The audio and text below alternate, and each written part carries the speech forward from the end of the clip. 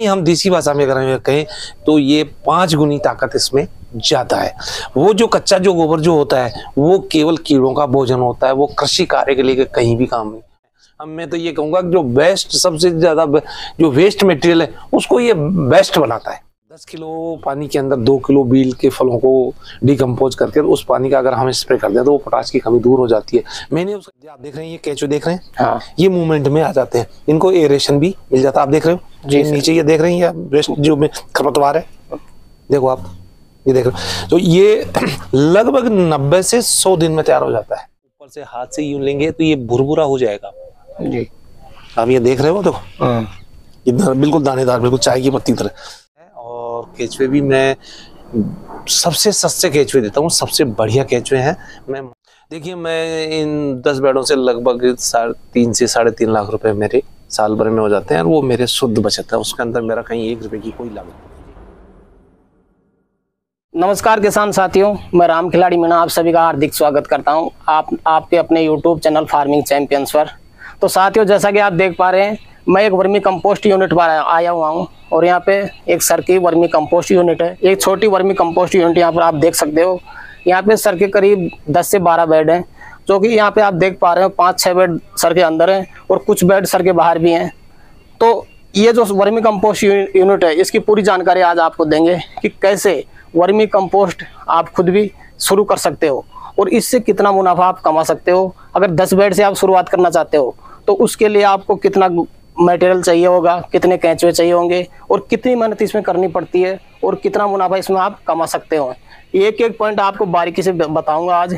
अगर आपने पूरा वीडियो देख लिया तो आप आसानी से समझ सकते हैं कि वर्मी कंपोस्ट खाद कैसे तैयार कर सकते हैं और इससे आप कितना मुनाफा ले सकते हैं। वीडियो शुरू होने से पहले आपको जरूर कहना चाहता हूँ, वीडियो पसंद आए तो वीडियो को लाइक करें, चैनल पर नए हैं तो चैनल को सब्सक्राइब करें और एक प्यारा सा कमेंट भी जरूर करें। तो आइए आज का वीडियो शुरू करते हैं। तो सर नमस्कार। नमस्ते। तो सर हमारे चैनल पर आपका स्वागत है। आपका भी बहुत बहुत धन्यवाद। जी सर।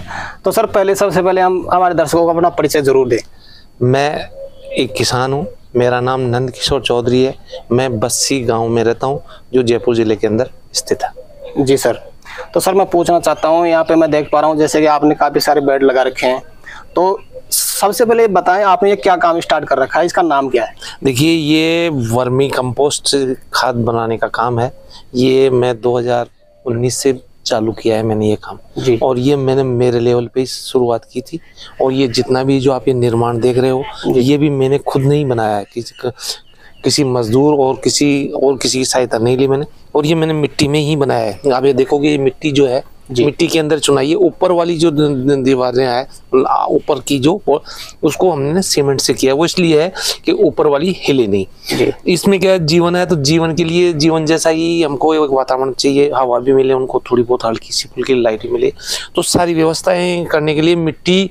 चूंकि एक जो केंचुआ जो है ये मिट्टी का ही एक जीव है और मिट्टी में ही रहना पसंद करता है, तो इसके लिए ये भी जरूरी है कि इस जैसा ही अगर माहौल मिलेगा तो ये ज्यादा फायदेमंद रहेगा। और बेसिकली आज से नहीं, पुरातन अगर अपन देखें पुरातन समय से भी केंचुआ किसान का मित्र है जी। और मैं तो ये कहूँगा किसान का ही नहीं, पूरी सृष्टि का मित्र है केंचुआ जी सर। सारी मिट्टी को अगर मान लो सबसे बढ़िया जो काम कर रहा है वो ये केंचुआ करता है। किसान तो एक उसका सहायक रूप है।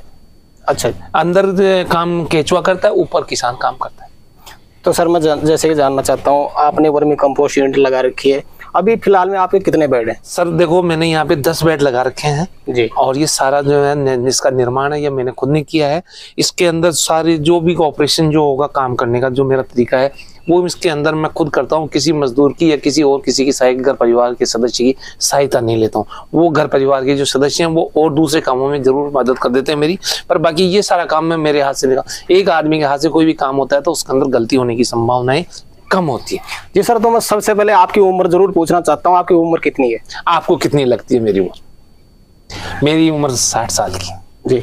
तो किसान साथियों, जैसा कि आप देख पा रहे हैं सर की उम्र 60 साल की है, फिर भी वो खुद 10 बेड का काम खुद अकेले संभालते हैं। तो आपको इनसे जरूर सीखना चाहिए कि आप भी अगर कुछ ऐसा काम करते हैं तो आप 60 साल की उम्र में सर जगह ऐसा काम कर रहे हैं तो सर से पूरी डिटेल लेंगे कि 10 बेड से सर कितना इनसे कलेक्शन ले पा रहे हैं, कितना उनको बेनिफिट हो रहा है, कितना इनमें 10 बेड में गोबर लगता है, कितने केंचुए डलते हैं, पूरी डिटेल लेंगे सर से, तो वीडियो को अंत तक जरूर देखें। तो सर सबसे पहले तो मैं पूछना चाहता हूँ आपके बेड की लंबाई कितनी है? ये 16 फीट की लंबाई है सर जी। 16 फीट की लंबाई है और 3 फीट की चौड़ाई है। अच्छा, तो सर 16 फीट की लंबाई, 3 फीट की चौड़ाई, तो करीब करीब कितना गोबर एक बेड में लगता है? इसमें जैसे मैंने पर्टिकुलर ये तो देखा नहीं भाई कितना वेट कितना आता है, पर मेरा ये मानना है कि ये इसके अंदर हम जो तैयार करते हैं तो एक बेड के अंदर लगभग 30 से 40 बैग तैयार हो जाते हैं, फ्रेश जो प्रोडक्ट जो होता है। अच्छा, और 50 किलो वाले? 50 किलो वाले जी।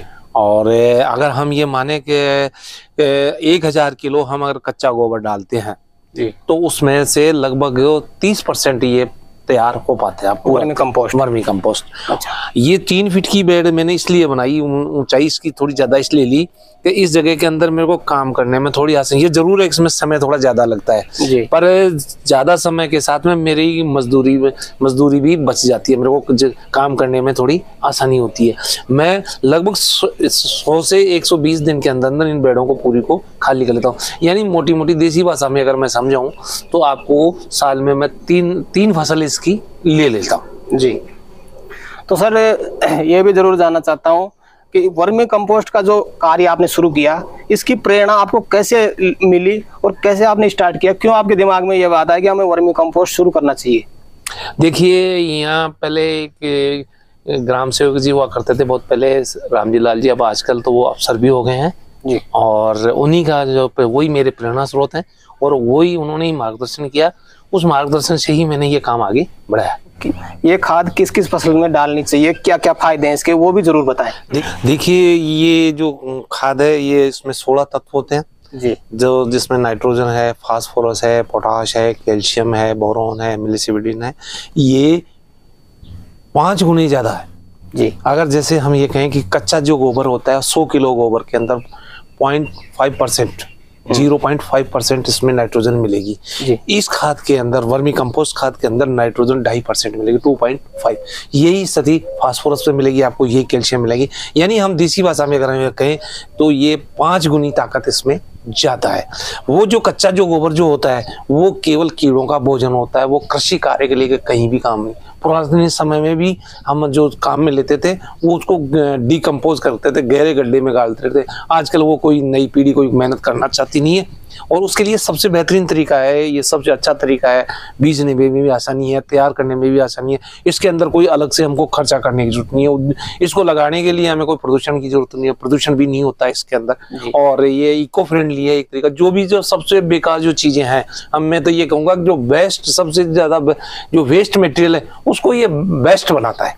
जी सर, तो अगर किसान के लिए देखें तो एक तरह से वरदान साबित होता है। वरदान ही नहीं, महावरदान कहेंगे हम इसको। जी सर। तो सर जो किसान साथी हमारे साथ जुड़े हुए हैं, वो अगर कोई किसान साथी के दिमाग में आती है इसको अगर शुरू करना चाहता है इस बिजनेस को, तो वो कैसे शुरुआत करे, उसके लिए उसको क्या क्या चीजें चाहिए होगी? साधारण सी बात है, यहाँ इस एरिया के अंदर मैंने 15-20 से भी ज्यादा किसानों को मैंने डेवलप किया है, मैंने मेरे लेवल पे किया है। मैं उनके घर पे जाके उनको तकनीकी सलाह भी देता हूँ, जाके कोई कमियां होती है वो भी दूर करता हूँ। और ज्यादा कोई विशेष जरूरत नहीं है इसके लिए, कोई अलग से हमें कुछ करने की जरूरत नहीं है। किसानों के पास में गोबर खुद का मौजूद रहता है। अब तो ऐसा भी सिस्टम हो गया, हम इसको छायादार पेड़ के नीचे भी कर सकते हैं, टीन शेड की भी कोई जरूरत नहीं है। और जो भी हमारे जो सबसे जो वेस्ट मटेरियल होता है घर में, हम जो ईटेबल जो भी आइटम होता है हम जो खाते हैं उसके बाद में जो बेकार हो जाता है, बासी हो जाता है, कोई काम नहीं आता है, वो ये केचुओं का जो भोजन होता है। जी। तो सर जैसा कि आपने इसमें बेड के अंदर गोबर भर दिया जी, उसके बाद में आप इसको ठंडा कैसे करते हो? जी मैं आपको बता दूं, मैं इसमें कच्चा गोबर नहीं डालता हूं। मैं पहले गोबर को अलग जगह डालता हूं, उसके बाद में गोबर को यहाँ डालता हूं, उसको लेयर बनाता हूं एक एक।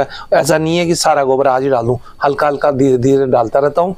फिर उसके ऊपर जो भी वेस्ट मटेरियल है वो डालता रहता हूँ। उसके बाद में फिर क्या होता है कि जैसे मान लो जो भी खेत की खरपतवार है वो डाल देता हूँ, नीम के पत्ते हैं वो डाल देता हूँ। इसके अलावा और भी कोई वनस्पति है जो कोई काम की नहीं है उनको डाल देता हूँ। और उसके ऊपर फिर बाद में जैसे आटे का पानी है, चाय की पत्ती है, और जो भी सब्जियां हैं, सब्जी काटने के बाद में जो डंठल जो होते हैं वो भी मैं इसी में डाल देता हूँ।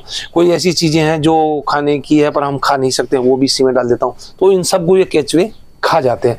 इसके अलावा इसके मैं दूसरी जो चीज़ें डालता हूँ वो क्या है कि इस एरिया में चारों देखा है हमने कि लेबोरेटरी से जो रिपोर्टें निकली है उसमें ये आ रहा है मिट्टी के अंदर पोटाश की भारी कमी है। पोटाश की कमी दूर करने के लिए जैविक सबसे बढ़िया तरीका ये है, अगर हमारे पास में बील के फल है, अगर हम 10 किलो पानी के अंदर 2 किलो बील के फलों को डिकम्पोज करके उस पानी का अगर हम स्प्रे कर दें तो वो पोटाश की कमी दूर हो जाती है।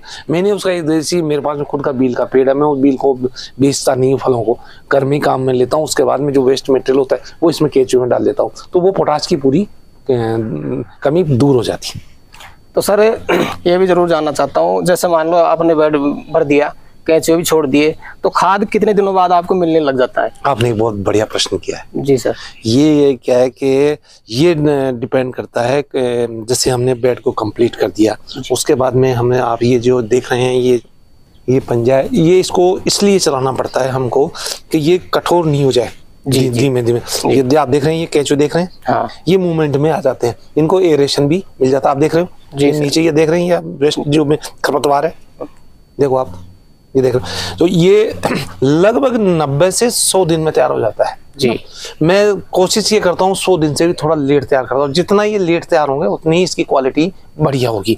क्वालिटी के पीछे हम डालें तो इसके अंदर जैसे मान लो हल्की फुल्की हमने छाछ डाल दी, छाछ से क्या कैल्शियम की कमी पूरी हो जाती है, और भी जो भी चीजें खाने की वो डालता रहता हूँ। इसका तैयार होने के बाद में जो सबसे इसमें ये है कि जैसे आप कोई भी काम कर रहे हो, इसमें ये फिक्स नहीं है कि आज अगर आपने किन्हीं कारणों से आप व्यस्त हो, सामाजिक कार्यों से या और किसी कारण से, तो आप ये काम आप दूसरे दिन भी कर सकते हो। उसमें हार्ड एंड फास्ट रूल नहीं है, ऐसा नहीं है कि पशु का हम सुबह अगर दूध नहीं निकालेंगे तो दूध नहीं दे। जी सर। तो सर जैसा नया किसान साथी इसको शुरू करता है तो उसको कैसे मालूम चलेगा कि ये खाद तैयार हो चुकी है अपनी या नहीं हुई अभी तक? देखिए इसका सबसे बेहतरीन जो तरीका है मैं दिखाऊं आपको, जैसे ही हम ये ऊपर से हाथ से यूं लेंगे तो ये भुरभुरा हो जाएगा जी। आप ये देख रहे हो, देखो इतना बिल्कुल दानेदार, बिल्कुल चाय की पत्ती तरह। दूसरी बात, इसमें स्मेल नहीं आएगी आप जी। उसमें अगर मान लो खाद तैयार नहीं होगा उसमें स्मेल आएगी गोबर की, इसमें स्मेल नहीं आएगी। चाय की पत्ती की तरह दाने दाने ना हो जाएंगे, बारीक बारीक दाने, जैसे ये देखिए आप, ये देखो जी। इसमें एक फायदा और भी है, अगर हम ये चाहें कि हमें ऑफ सीजन में किसी भी सब्जी की या कद्दू वर्गीय फसलों की हमें पौध करनी है तो वो मैंने करके देखी है, वो बहुत आराम से हो जाती है, बिना इसके ऊपर सर्दी गर्मी बरसात का कोई फर्क नहीं पड़ता है। मैं तो ये किसान भाइयों से कहूँगा कि आप जो पौधशाला के लिए हमें अलग से कोई व्यवस्था करते हैं उसकी करने की जरूरत ही नहीं है हमें। इसी के अंदर हम अगर पौध लगा लेते हैं सब्जी की तो वो 15 दिन में तैयार हो जाती है जी सर। वैसे जो पौध तैयार होती है 20 से 22 दिन, ये 15 दिन में तैयार हो जाती है जी। तो सर अब वीडियो बनाने का मेरा मेन जो पर्पज है वो यही है, काफ़ी सारे किसान साथी जो कि बेरोजगार हैं आज के टाइम में, उनके पास कोई भी बिजनेस नहीं है, अगर वो इस बिजनेस को शुरू करना चाहते हैं तो उनको आप क्या कहना चाहेंगे? मैं ये सबसे किसानों के लिए और युवा पीढ़ी के लिए मतलब ये और अपने मानवता के लिए मैं ये कहना चाहूँगा कि ये एक ऐसी चीज़ है जिससे हम हमारी जीवन में स्वास्थ्य को भी सही रख सकते हैं। सबसे पहला काम तो ये, स्वस्थ जब शरीर रहेगा तो सब चीज़ें स्वस्थ रहेगी। जब स्वस्थ शरीर रहेगा, स्वस्थ मिट्टी रहेगी, स्वस्थ खेत रहेगा, और तो फिर कहीं दिक्कत ही नहीं है। कहाँ दिक्कत आ रही है? सारी जो बीमारियां हैं वो या मिट्टी से चालू हो रही है जी। तो अगर ये केंचुआ का हम खाद डालते हैं तो पहली चीज तो ये होती है, पर एकड़ के हिसाब से अगर हम देखें तो एक फसल में हम निकालें तो लगभग 5,000 का खर्चा आता है। तो वो किसान का बच गया, उसको अलग से लाने की कहीं जरूरत नहीं है, उसके पास वहाँ ऑलरेडी पड़ा हुआ है सारा सामान, बस केवल उसको मैनेज करने वाली बात है, कोई परेशानी वाली बात नहीं है। सब चीजें उसके पास साधन मौजूद, केवल उनको इच्छा शक्ति जागृत करनी है जी।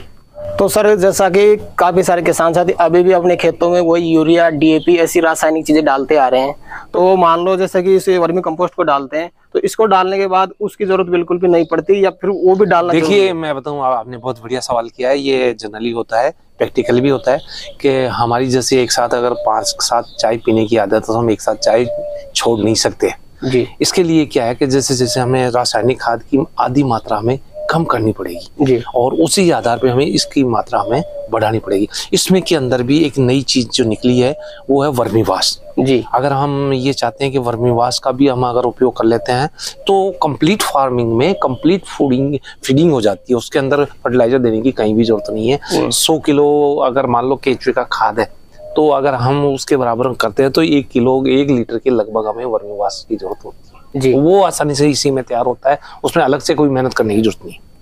तो जैसा कि किसान साथियों आप देख पा रहे हैं सर का ये तैयार माल है, और सर से लेते हैं डिटेल कि क्या उनका प्राइस रहता है और कौन कौन सी पैकिंग में वो माल उपलब्ध करवाते हैं। देखिए साहब, अभी तक जो मैं आपको बता रहा हूँ, ये जो वर्मी जो खाद है ये मैं 6 रुपए किलो देता हूँ जी। यहाँ अभी तक जो लोकल किसान लेके जाते हैं मेरे से, और वो ज्यादातर 50 किलो की पैकिंग में ही चलते हैं। कुछ किसान तो ट्रॉली लेके आते हैं, खुला ही लूज ही ले जाना पसंद करते हैं। उन्होंने बोले हमें इस प्लास्टिक से कोई मतलब नहीं पैकिंग से, पर और जो दूर दराज के आते हैं वो 50 किलो की पैकिंग चल रही है अभी तक। 10 किलो की भी पैकिंग है, 20 किलो की भी पैकिंग है जी। तो काफी सारे किसान साथी अपने साथ जुड़े हुए हैं जी। तो माल आप कहाँ कहाँ उपलब्ध करवा सकते हो वो भी जरूर बताएं। मैं पूरे भारतवर्ष में कहीं भी उपलब्ध करा सकता हूँ जी। मेरा काम तो माल तैयार करना है जी बस, और मैं इसके लिए जगह की कोई बंदिश नहीं है, जहाँ से भी हो। मैं यहाँ इस पे 6 रुपए किलो में इस समय इसको दे रहा हूँ, चाहे कहीं भी हो। ट्रांसपोर्टेशन जो है वो लेने वाला देखेगा किस हिसाब से करना है, ये उसका ही देख रहेगी जी। तो ट्रांसपोर्ट की सुविधा भी आपके यहाँ पे उपलब्ध रहती है या नहीं, वो भी जरूर बताएं। देखिए लोकल एरिया तक तो यहाँ ट्रांसपोर्ट की व्यवस्था है, वहाँ से मैं व्यवस्था करवा देता हूँ। मेरे पास जैसे फोन आ गया 50 किलोमीटर से, भाई 50 कट्टे बेचने हैं, तो मैं उनको भिजवा देता हूँ जी। और जैसे मान लो कोई दूसरे डिस्ट्रिक्ट में है तो कई दफे क्या होता है वो खुद का साधन लेके आ जाते हैं जी। अभी तक तो ये व्यवस्था है जी। निकट भविष्य में अगर ऐसा कुछ आगे होगा कि भाई मेरे को कहीं आउट ऑफ स्टेट में अगर कहीं मांग आती है तो मैं माल भेजने के लिए जैसे भी अवेलेबल ट्रांसपोर्ट अवेलेबल हो, ट्रांसपोर्ट के माध्यम से व्यवस्था हो जाएगी जी सर। तो सर अगर बात करें केंचुए की, तो केंचुए भी आप सेल करते हो, वो भी जरूर बताएं। देखिए केंचुए में सेल करता हूँ, मेन काम केंचुए का है, और केंचुए भी मैं सबसे सस्ते केंचुए देता हूँ। सबसे बढ़िया केंचुए हैं, मैं मात्र 50 रुपए किलो के अंदर केंचुए देता हूँ जी। तो 50 रुपए किलो की आपकी रेट रहती है केंचुओं की जी। तो कहाँ केंचुए उपलब्ध करवाते हो वो भी जरूर मैं आपको बता दूं, केंचुए में कहीं भी उपलब्ध करवा सकता हूँ। केंचुए में ट्रांसपोर्ट की ज्यादा दिक्कत नहीं आती है, ज्यादातर जो है आजकल कोरियर कंपनियां हैं उससे भी व्यवस्थाएं बैठ जाती है। हाँ तो सर पहले से मैं पूछना चाहता हूँ 10 बेड में आपको लागत कितनी लग जाती है 12 महीने के हिसाब से देखे तो? देखिए सर इसमें लागत 1 पैसे की नहीं है जी। लागत ऐसे नहीं है कि गोबर है, गोबर की मेरे पास खुद की पशु है तो मेरे को कहीं खरीदने की कोई दिक्कत ही नहीं आ रही। रही बात कि अब मजदूरी की जीरो मजदूरी, मैं खुद मेरा जो खाना खाता हूँ मजदूरी में घर में काम कर लेता हूँ, तो मजदूरी भी कोई ऐसा नहीं है कहीं मेरे को किसी को पैसा देना हो, कुछ करना हो, जो भी पैसा आएगा वो मेरी जेब में आएगा, इसमें कहीं कोई लागत ही नहीं। आज सबसे बड़ी समस्या है कि आप अपनी सेल बढ़ा दोगे पर आपका प्रॉफिट ही नहीं बढ़ पा रहा। प्रॉफिट कहाँ, तो टोटली सारा ही प्रॉफिट है हमारा जी। अगर हम जैसे दूसरे शब्दों में कहेंगे, अगर इसको वैल्यू अंग्रेजी में कहेंगे तो इसको वैल्यू एडिशन बोलेंगे हम। या वैल्यू एडिशन का मतलब है जो गोबर जो इससे कोई काम ही नहीं लेता है, उसको किसी काम में नहीं आ रहा, उसका हम 6 रुपए किलो में पैसे मान रहे हैं, इससे और क्या होगा बताओ जी। तो सर लास्ट में ये भी जरूर जानना चाहता हूँ युवाओं के लिए जो इस बिजनेस को शुरू करना चाहते हैं, आपको अगर 10 बेड के बारे में पूछूं तो 10 बेड से आप 1 साल में कितना कमा लेते हैं वो जरूर बताएं। देखिए मैं इन 10 बेडों से लगभग 3 से 3.5 लाख रुपए मेरे साल भर में हो जाते हैं, और वो मेरे शुद्ध बचत है, उसके अंदर मेरा कहीं 1 रुपए की कोई लागत नहीं है जी। इसके अलावा मेरे को इसमें कोई एक्स्ट्रा ऐसा नहीं है कि मेरे को एक्स्ट्रा अलग से कोई टाइम देना पड़ता हो। ये 3 लाख रुपए जो 3 से 3.5 लाख रुपए जो आ रहे हैं, इसके लिए मेरे को अलग से समय देने की जरूरत नहीं है। ऐसा नहीं है कि मेरे को पर्टिकुलर 3 घंटे या 2 घंटे शिफ्ट में काम करना, जैसे मेरे को समय मिलता है वैसे मैं करता रहता हूँ। रूटीन का काम है, जैसे आप चाय कब पियोगे, खाना कब खाओगे, आपका रूटीन का काम जी सर। तो सर एक अहम क्वेश्चन है वो आपसे जरूर जानना चाहता हूँ, आपके पास काफी सारा अनुभव भी है उस युवाओं के लिए जो कि 10-12 हजार की जो भी प्राइवेट जॉब करते हैं, उनको आप क्या कहना चाहते हो? इस तरह का उनको भी लगा लेना चाहिए? मैं ये कहना चाहूंगा मेरे युवा साथियों को कि शहर की ओर नहीं भागे, गांव की समस्या को गांव में ही समाधान हो, और सबसे बेहतरीन तरीका ये है कि इसका भविष्य हमेशा उज्जवल है जी। यहाँ जो भी आएगा वो हमारी जेब में आएगा, कहीं काम करने की जरूरत नहीं है, आपको बाहर जाने की जरूरत नहीं है, और कोई चीज ला के बेचने की जरूरत नहीं है। खुद की यहाँ मांग इतनी है कि यहाँ मेरे पास में अभी भी मेरे पास में एडवांस ऑर्डर पड़े हुए हैं मेरे जी। तो जो नया साथी अगर शुरुआत करता है तो उसको सबसे ज्यादा समस्या आती है इसको सेल करने में, तो वो शुरुआत में इसकी सेल कैसे कर सकता है वो देखिए मैं बताऊं, मैं मेरे यहाँ से जो भी केंचुए लेके जाते हैं मैं उनसे जुड़ा हुआ हूँ, और मेरी जैसी मांग अगर मेरे पास में खाद कम होता है तो मैं उन साथियों से बात करके उनसे करवाता हूँ। अगर ऐसी कोई व्यवस्था बैठती है तो इसकी मांग में कहीं कोई कमी नहीं है, मांग की असीमित मांग है इसमें जी, और युवा साथी काम करेगा आगे बढ़ेगा। तो सर जैसे आपसे कोई केंचुए खरीदता है तो कंसल्टेंसी कैसी प्रोवाइड करवाते हैं वो जरूर बताएं। मैं उनको फ्री कंसल्टेंसी देता हूँ। मैं उनसे कई दफे तो नजदीक होता है तो मैं उनके फार्म पे या खेत पे जाके विजिट करके आता हूँ, देख के आता हूँ। इसके अलावा एक विशेष सुविधा जो मैंने जो दे रखी है, 50 रुपए किलो जो केंचुए देता हूँ। बाई द वे किसी किसान या किसी युवा के वो प्रोजेक्ट फेल हो जाता है तो दोबारा मेरे पास केंचुए लेता आता है तो मैं उससे पैसे नहीं लेता हूँ, फ्री ऑफ कॉस्ट में उसको देता हूँ, ताकि वो एक आश्वस्त हो जाए कि मेरे को यहाँ गाठा नहीं लगेगा। जी, तो सर आपने बहुत अच्छी जानकारी दी, उसके लिए आपका बहुत बहुत धन्यवाद। मैं तो सबसे पहले धन्यवाद आपको और आपके चैनल को देता हूँ। जो बेचारा किसान जो कुछ जानता नहीं है उसको आप एक इतनी अहम जानकारी दे रहे हो, ये मैं आपको हृदय से और बहुत तहे दिल से आपका धन्यवाद देता हूँ। जी धन्यवाद सर। तो किसान साथियों, उम्मीद करता हूँ आपको आज की जानकारी बहुत अच्छी लगी होगी, और आज की जानकारी आपको कैसी लगी इसके बारे में आप एक कमेंट जरूर करें, और चैनल पर नए हैं तो चैनल को सब्सक्राइब करें और वीडियो को लाइक जरूर करें। तो आज के लिए इतना ही, मिलते हैं नेक्स्ट वीडियो में, तब तक के लिए जय जवान जय किसान।